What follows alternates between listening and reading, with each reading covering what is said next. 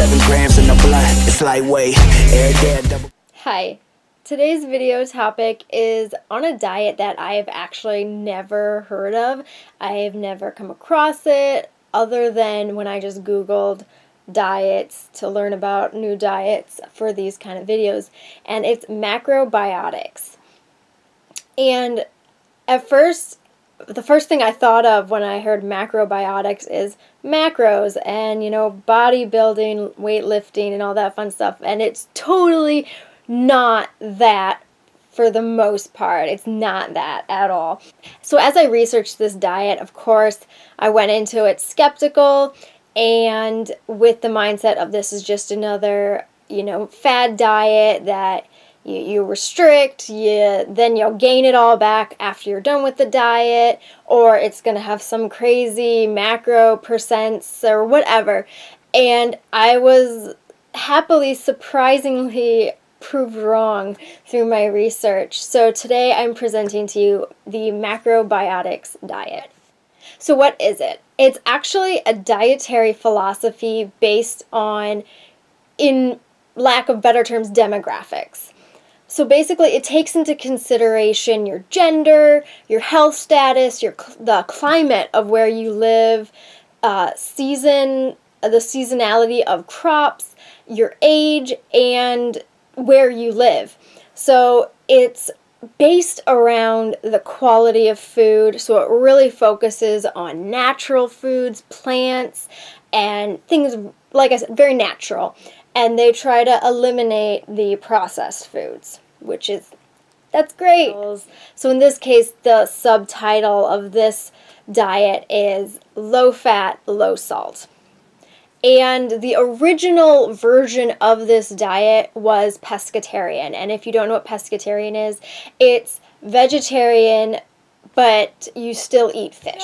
So macrobiotics is actually a very ancient, it stems from very ancient practices, and it incorporates a kind of a food pyramid that if you grew up in the 90s, you grew up learning about the classic food pyramid and the different levels. As you go up the food pyramid, the sections get smaller, and as you reach the top is the smallest section, and that's the food group that you want to eat less often.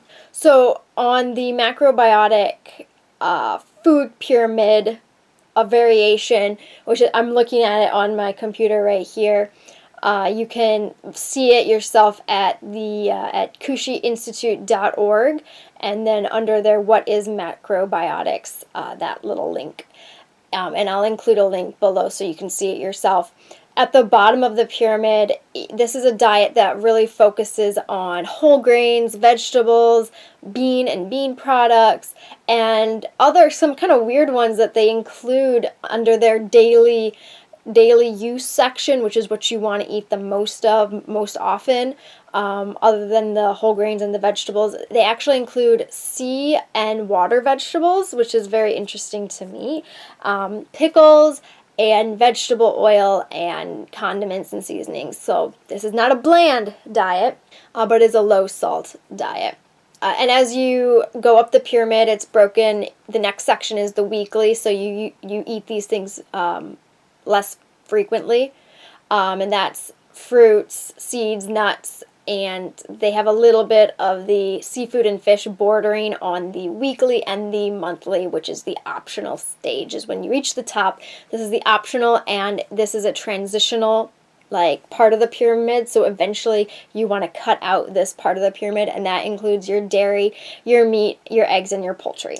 So this diet is actually based around where you live, which is very cool to me because it takes into consideration what's in season. So you're always trying to eat the freshest, best quality of foods. So I'm just going to go over what I see as pros to this diet. And of course, if you haven't caught it already, it's the number one thing that I love about this diet is the increase use of eating vegetables and the decrease of red meat and poultry and eggs and dairy. And even in the food pyramid that I was looking at, you want to eat fish minimally as well. So this diet could be very much a vegan diet. So of course, as a vegan myself, I see that as a pro, that you're decreasing those, fatty, cholesterol, heart disease causing foods and really focusing on the natural plants that the earth has for us. As I mentioned before, meat, eggs, and dairy are optional, and they're more of a transition away from that food. So this diet helps you move away from consuming meat and eggs and dairy on such a daily basis. Again, another pro focuses around whole foods and eating with the seasons, which I love the concept of eating with the seasons. I don't do it as much as I wish I could.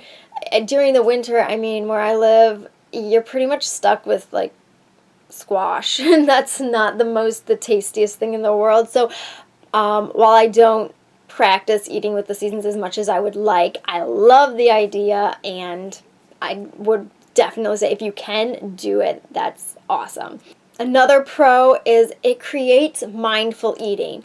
Being aware of what you're eating, why it's good for you, the nutrients, and you really are aware of fueling your body, and you know what you're putting in, and you know that what you're putting in your body is good. Sounds funny. And the last thing is this is a high carb diet because it focuses around whole grains and vegetables. Not as much around fruit as I would like, but that's okay. They still say fruit is good, which is so different from a lot of diets you see out there where they say fruit is bad.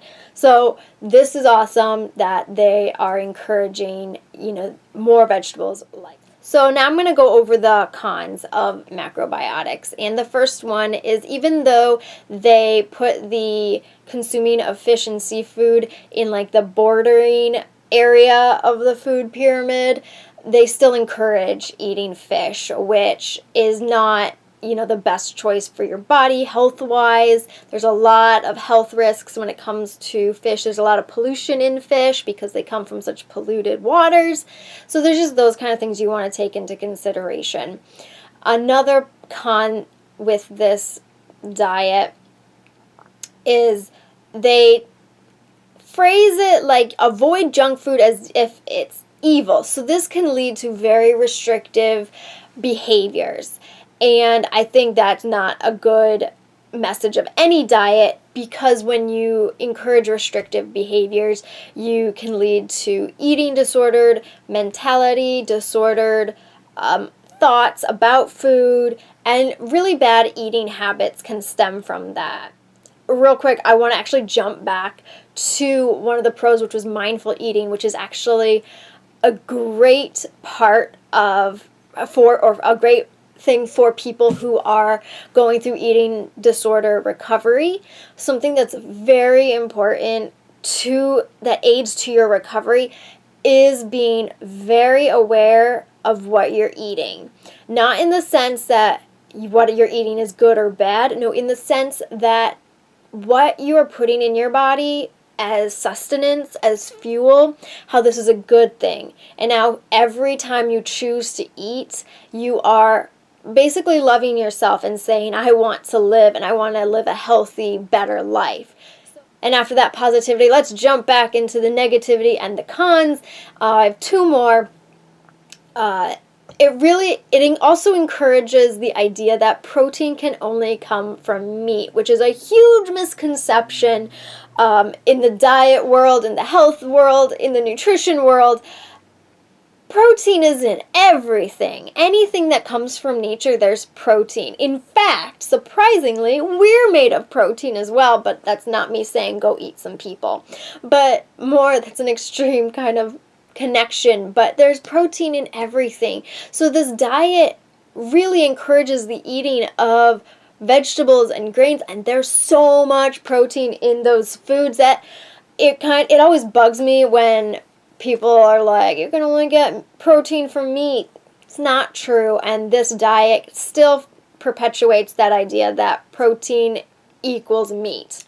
So that is the macrobiotics diet. I really think this has some really, really good points to it. I would actually say So far, this has surprised me. This diet is the one that surprised me the most in such a positive way. I think that this diet is really good. Definitely go research it, look into it. I love diets that have meaning behind it. This isn't just a diet, there's philosophy behind it. There's ancient practices behind this. And I feel like modern society loses that. And so if you're looking for a diet or you're looking into diets and you're trying to find the right one, definitely look for a diet that has foundation to it. Really deep meaning and, background to it. It sounds silly, but I feel like this diet has character. Like I could stand behind it almost, with a little changes here and there. But this diet, honestly, it's got some really good points to it. This is just kind of a brief summary of it. There's so much more to it. Definitely go check it out yourself. So if you liked any part of this video, if you were entertained in even the slightest from anything I said, please give this video a like and feel free to leave a comment, a criticism, a suggestion. Say what you want. I don't care. I love getting feedback, so say whatever. And I will see you next time. Bye.